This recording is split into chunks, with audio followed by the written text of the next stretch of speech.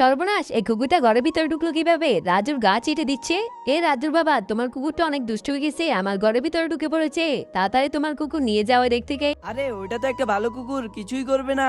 কিছু করবে না তাই না? আমার বাবুর দেখো গা চেটে শেষ করে দিছে। আরে পাগলি, দেখো আমার কুকুরের দাঁতগুলো কত পরিষ্কার, ও চাটলে কিছুই হবে না। তোমার ওই দুষ্টু কুকুর নিয়ে এখান থেকে বেরিয়ে যাও।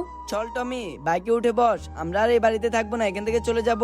তুমি থাকো তোমার বাড়িতে। চলো, গিয়েছে ভালো হয়েছে। এখন আমি এখানে মেপে নি, আমি এখানে রাজুর জন্য একটা বাড়ি বানাবো, যার ভিতরে কিছুই ঢুকতে পারবে না। দূর, এইসব নষ্ট বাস দিয়ে কিছু হবে না, ভেঙে ফেলি। আরে এটা কি করলাম? এগুলো দিয়ে ঘর বানাবো এই নষ্ট বাস দিয়ে ঘর হবে নাকি? না? হলো আমি বানাবো, তোমার কি? থাকো তোমার এই বাঙ্গা বাস নিয়া, আমি রাজুর জন্য পাইপ দিয়ে সুন্দর একটা ঘর বানাবো। প্রথমে পাইপগুলোকে সাইজ মতো কেটে নিতে হবে, তারপর এর মধ্যে সুন্দর করে ছিদ্র করে নিব। ওরে বাপরে, তুমি এগুলো কি বানাচ্ছ? আমি এই পাইপগুলোকে জোড়া লাগিয়ে রাজুর জন্য সুন্দর একটা ঘর তৈরি করব, যেটা দেখলে সবাই অবাক হয়ে যাবে। আমিও তোমাকে একটু সাহায্য করি। সবকিছু রেডি হয়ে গেছে, এখন ফ্লোরটা বসিয়ে নি। বন্ধুরা, রাজুর জন্য কত সুন্দর ঘর বানাইলাম। তোমাদের পছন্দ হলে ভিডিওতে লাইক করে চ্যানেলটা সাবস্ক্রাইব করে দাও।